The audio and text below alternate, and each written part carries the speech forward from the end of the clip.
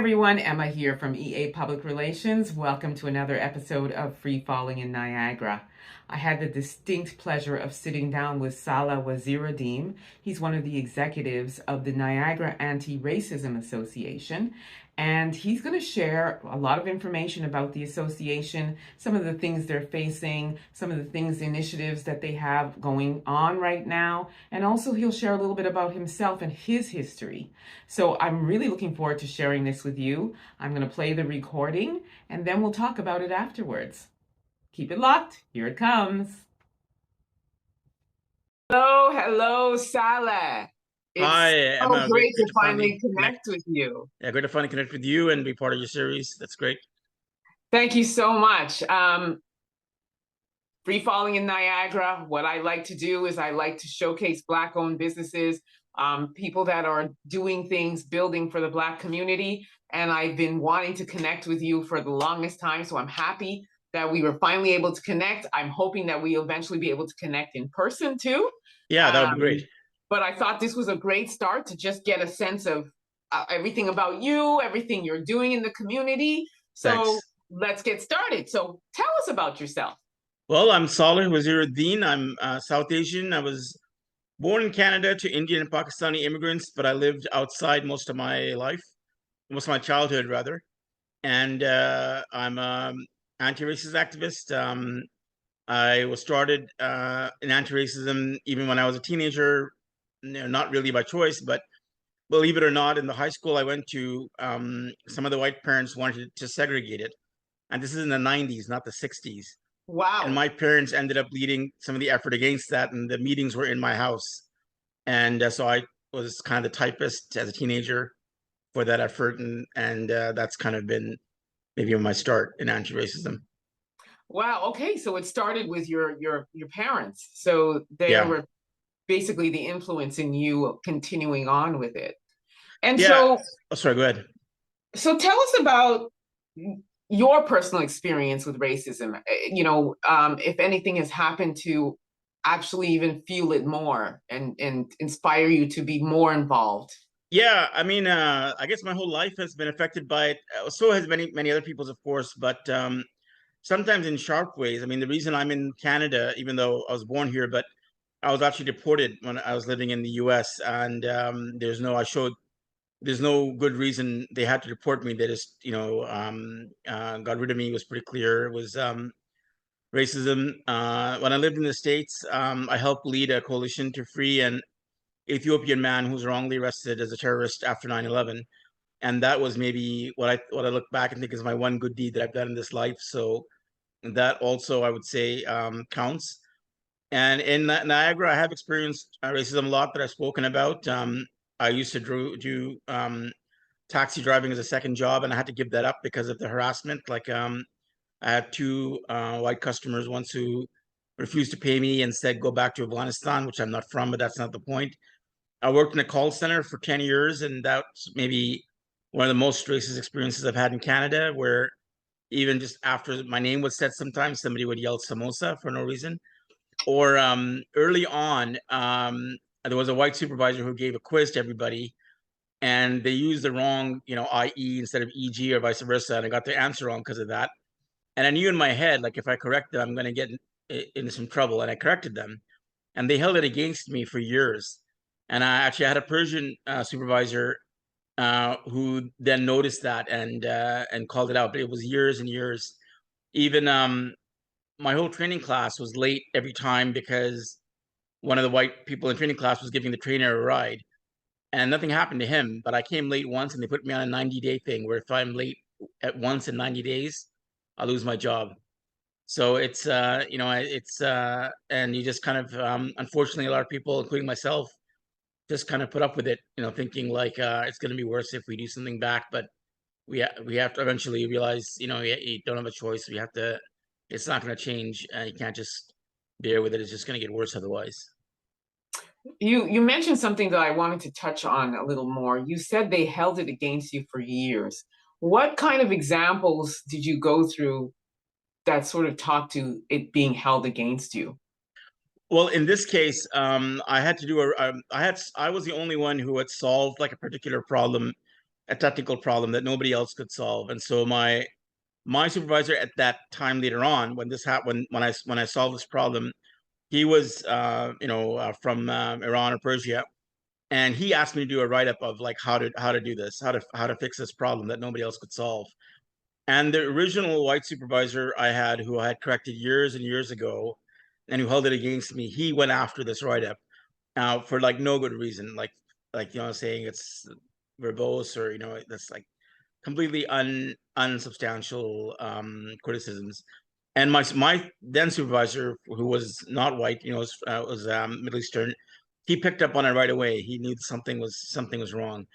But it's kind of a common dilemma I've had even since as a kid in high school. Sometimes that you either have to give the right answer, or you have to give the answer that the white person is expecting you to give. And either way, it's not going to work out, because if you give the wrong answer, then it's going to be caught at some point. Oh, that's the wrong answer. If you give if you give the right answer, it's not the one that the white person is expecting, and you're going to get in trouble for that. And this happened when I was in my high school's kind of quiz bowl, knowledge bowl, what they called it, competition. And there were questions like the Indus River, what country is it in? And I knew that the white first teacher who wrote that question would be thinking India, but actually it's Pakistan. And so I said Pakistan, and I had to challenge it later on. But it's like, you can either give the wrong answer, that that what they're expecting, what the white person is expecting, to make life easy for yourself, if you think, but then if you give the wrong answer and it turns out that the right answer is the one that everybody knows, then you just did yourself in. So that's kind of a common dilemma I've seen with racism in general. In general, huh? So would you say that a lot of what you went through personally has also inspired you to start the Niagara Anti-Racism Association in this region? Yes, well, just to be clear, I'm not one of the co-founders, although I was at the first meeting, so I'm a co-founding member in a way. But I Got it. wasn't one of the people who started the organization. But definitely to change and to push back and fight back against some of these experiences does inspire me to go on. But actually, it's a little interesting, and frankly, a lot of people don't want to talk about it. But there was another anti-racism organization before the Niagara Region Anti-Racism Association, and I went to one meeting of that and didn't want to get involved. It was there were a lot of problems with it, and it was actually disbanded for anti-Black racism. And this is not my opinion. This is actually a statement. You can go and look it up. It's online even, I believe, that they had to disband because of anti-Black racism. And a lot of my white activist friends were lamenting it. They're like, "Oh, this anti-racism organization is collapsed. This is terrible. This was the only anti-racist organization." But I was like, "Yeah, it's like, this is good. Now we can finally do something." Then it wasn't me, but it was a Black cis woman and a Black and South Asian two Black and South Asian trans people who were in that original organization, experienced the anti-Black racism. They founded the Niagara Region Anti-Racism Association. And I went to the first meeting thinking, hopefully, finally, and in the first meeting, it was confirmed, because there were even white people there who were, trying to cause problems, like by trying to derail the discussion or trying to go into debates that we wouldn't need to have. And that they were shut down. And that was good. That's what was missing. I was like, yeah, good. Finally, we got our organization where we can do the anti-racism work. So the people who founded the Niagara Region Anti-Racism Association, one principle they put in there is that anti-racist work should be led by BIPOC people. That is correct. Because there is no better people than these that have, experienced Yeah. it. Unfortunately, white people would not understand And what I would we've like to gone think that everybody, that everybody can learn truth without experience. But I have seen, no matter the good intention or, the whatever, there's things that white people just don't get about anti-racist things. And that becomes an issue even when we're collaborating, because, when we're trying to write something or editing, there'll be edits done that are really political edits that are people so the white editor might think is only technical, or that the whole point is missed sometimes. So it's important to preserve that BIPOC leadership, I think, I'm not trying to write off, contributions from white activists or anything like that. I think there's very important contributions white activists can make, and I think what in theory white activists can get it too, but the experience has been that often they miss something. Absolutely. And they themselves are also guilty of microaggressions and things. And Right. oftentimes it's as a result of ignorance, and sometimes it isn't. So it's a tricky thing, Yeah. trying to have them in these spaces, because to you, I think that's very optimistic of you to think that, they can be in these spaces and be a contributing, sort of factor. I'm assuming you probably have evidence of that. But it is a tricky situation. But you just given examples of, like you said, the politicizing certain things. And do you have any white members? Yeah, actually, about half our members are white, and we have been grappling with that. Like we came up, we had one experience where one white person come to our meeting for the first time, and they just completely made everything about themselves and completely took everything off track, and we didn't know what to do, including some of the white members. We didn't know how to respond to that. So we came up with the guidelines that we read at the beginning of every meeting, and it's on our website too. And we get, permission or not permission agreement on the guidelines. We want the Niagara Region Anti-Racism Association to be one place in Niagara at least where BIPOC people don't have to deal with these exhaustive things.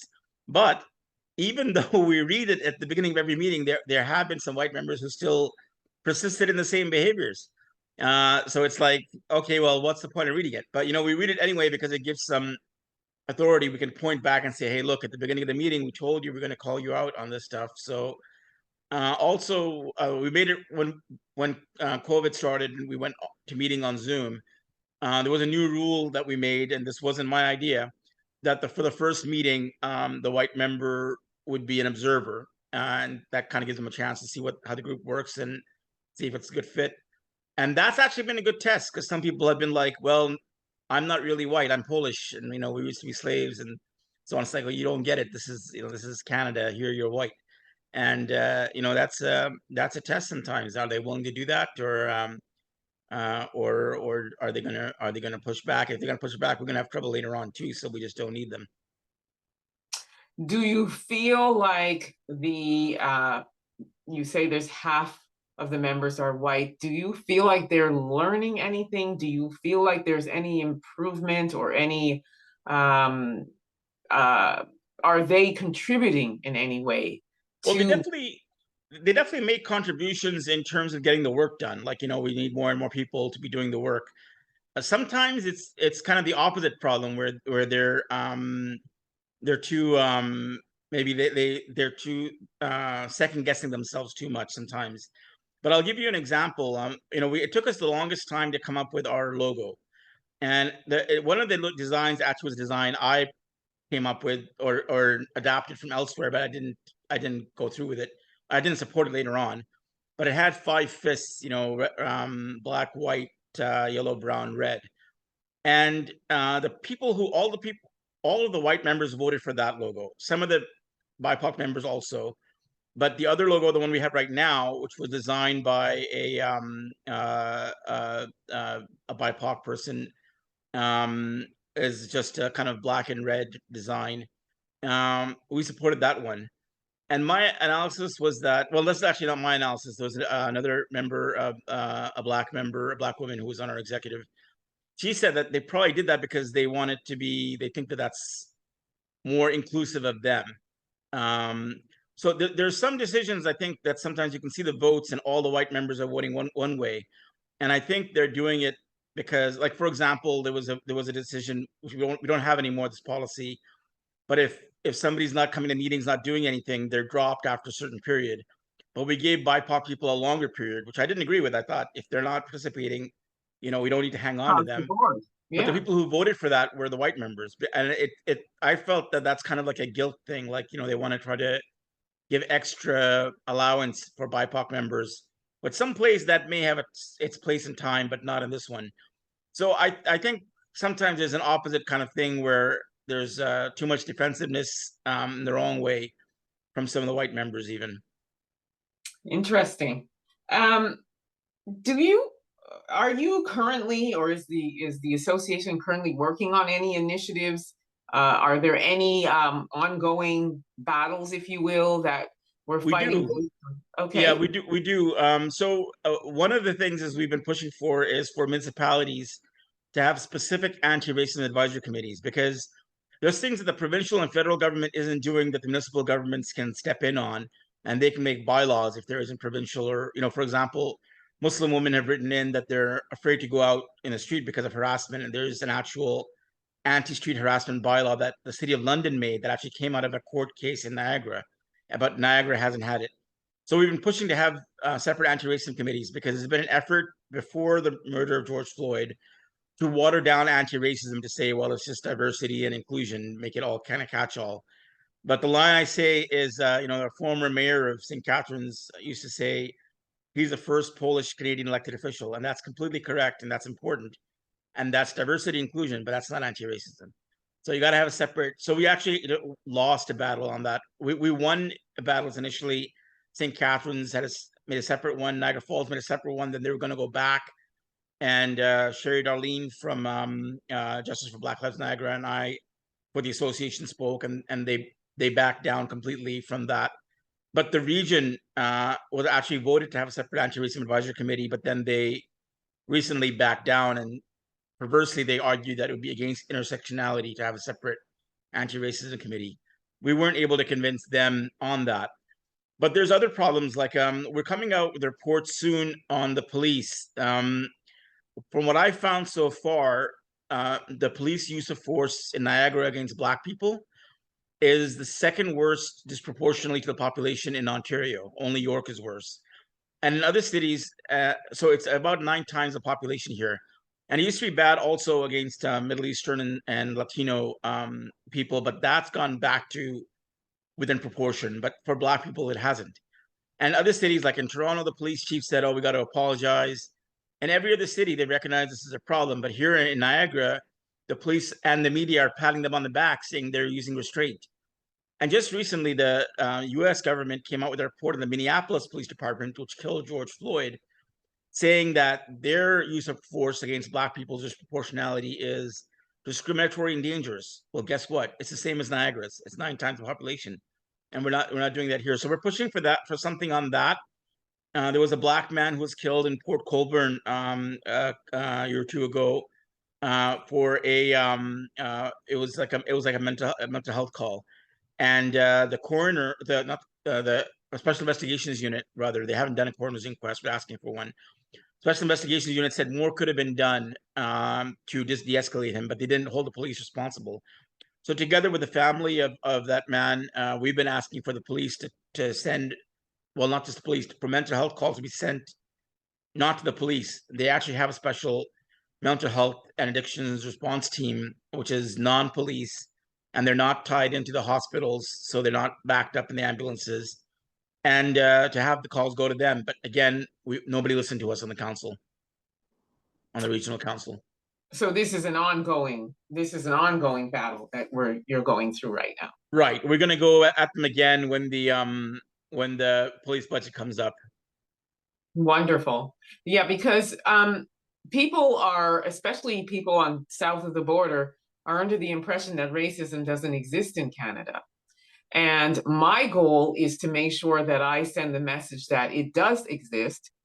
The difference is in the United States, it's much more overt, where in Canada, it's covert. And so when they come across, they're looking and saying, wow, Canadians are so nice. And I come here and everybody's so nice. Everybody just seems to be, there's a whole kumbaya moment going on here. And we're here, the ones that live here, to say that is not the case. So that's why I wanted to have this conversation with you, because I really wanted to understand what's going on in Niagara. I've been living here for 16 years. Yeah. And I know I've experienced it. Right. And it's not just south of the border. Even here in Niagara, people think that, oh, it's an American problem or it's a Toronto problem. But we're seeing, because the housing prices are cheaper here, a lot of Black and POC people are coming from Brampton, especially Peel and Toronto, and they're telling us they've never seen this kind of racism they're experiencing here. And at least 2 Black women we helped have gone back to Brampton because it was so bad here.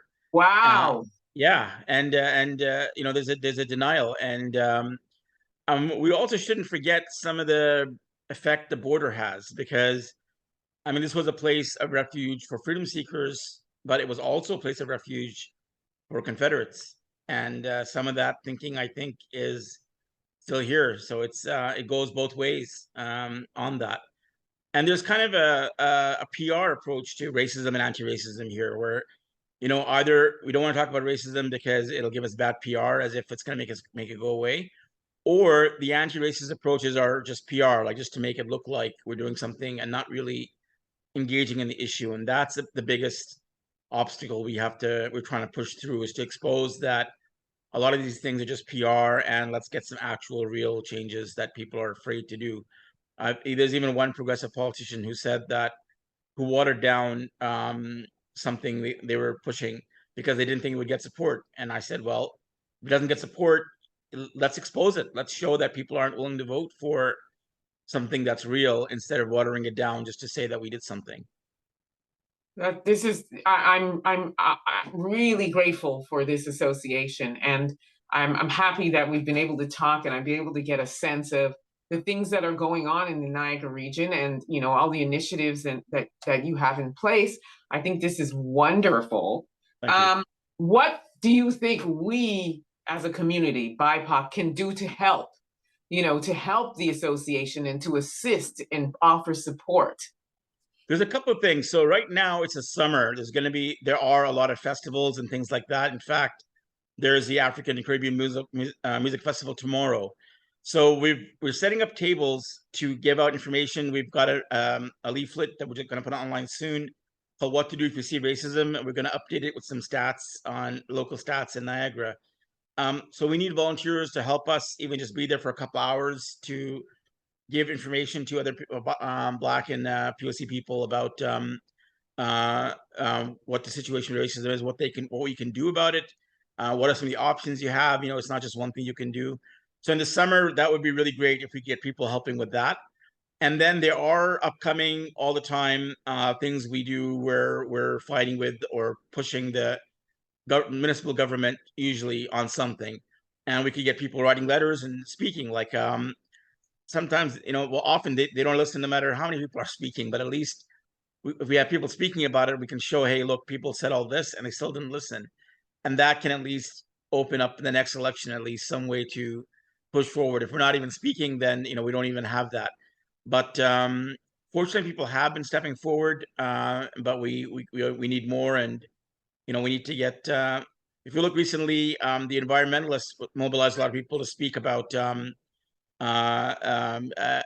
green belt land that was being built over. We should be able to do the same thing for anti-racism. We have not just BIPOC people, but even many white people who want to help. Let's get them all to come up and speak. That would be wonderful. Okay, well, I'm glad that you're telling us this. Now, where can we find you, so that if people want to reach out to volunteer and to be a part of this and offer their support, tell us where we can find you. Yeah, so all of our socials is the NRARA, for Niagara Region Anti-Racism Association. That's Facebook, Twitter, Instagram, YouTube. And then our website is nrara.org. Now it's very behind, but there is a link there to get up on our come to our meetings, or you can just say you want to be on our announcement list. And that's a perfect way. Our email is the nrara@gmail.com or info@nrara.org. And if you see us around, we have a calling card with a QR code. You can use the QR code to get to our page. And we meet every other week. But you don't have to come to meetings to be involved. You can be involved in the different campaigns we have, whether it's municipal government, police, school, employment equity. You can be involved that way, and or just get on our announcement list. And so when there's an action, then you can know and spread the word. Wonderful. Saleh, thank you so much for taking the time to talk with me, to share everything about the NRA and everything that's going on. I am very excited, and I know for sure I want to be a part of it and help in any way that I can. Thank you. be at the Afro Caribbean Fest tomorrow. So Great. I will definitely stop by and offer my support and services, Great. and spread the word. I'll be putting this up on my YouTube channel as well. So all the information I will include below in the description. And we will definitely come together as a community and help. We Thanks and definitely thanks. have to fight this. We have to Yeah. fight. Well, thanks for giving me and us the platform, and I'll add you to the announcement list if you're not already on there. I think I already sent you the stuff, but I'll make sure you're on the announcement list. And Wonderful. people want change, and we've been able to get some changes, and I think we can. And even if it doesn't work the first time, we're going to keep trying because we We can't will afford not keep to. on. We will keep on Yeah, fighting. We will yeah, keep on fighting because at the end of the day, the color of our skin should not dictate the way that we move and the spaces that we are entitled to be in, and how we're treated and when we navigate in this yeah, world. and we're growing in Niagara, by the way. The Black and South Asian population has grown a lot, and the region's staff came out with a report on the census. They didn't mention that at all. They're completely. It's like somebody said they're playing chess without counting on the black pieces. It's it's so we're actually growing. We're actually can have more power or more influence. So we should use it. Exactly. I mean, I've been living here for 16 years and I see the exponential growth Right. in BIPOC businesses that are coming up, homes that are being built, and folks are coming out here and buying homes. And Yeah. so, as a community, we can definitely build, create generational wealth. I mean, the sky's the limit in what we can do here. Yeah. Uh, the first order of business is inclusivity. Right. So, and, being treated the same and not being othered. So that's, something that I'm very passionate about, and I am here to assist in any way that I can. Great. So Thank you. Thanks again, for thank you the so interview. much. And Thank I you. will see you tomorrow. Yes. See you tomorrow. Yes. All right, It'll be take care. fun. Thanks. Bye. Bye. Bye. Let me see where I can. Hey everyone, thanks so much for tuning in. I hope you enjoyed that. I'd like to thank Saleh again for taking the time out to meet with me. I'm going to put all the information about the Niagara Anti-Racism Association below so that you can follow them and see what they're up to. Thanks so much again. As usual, like, comment, subscribe, hit that notification bell. I will see you next time.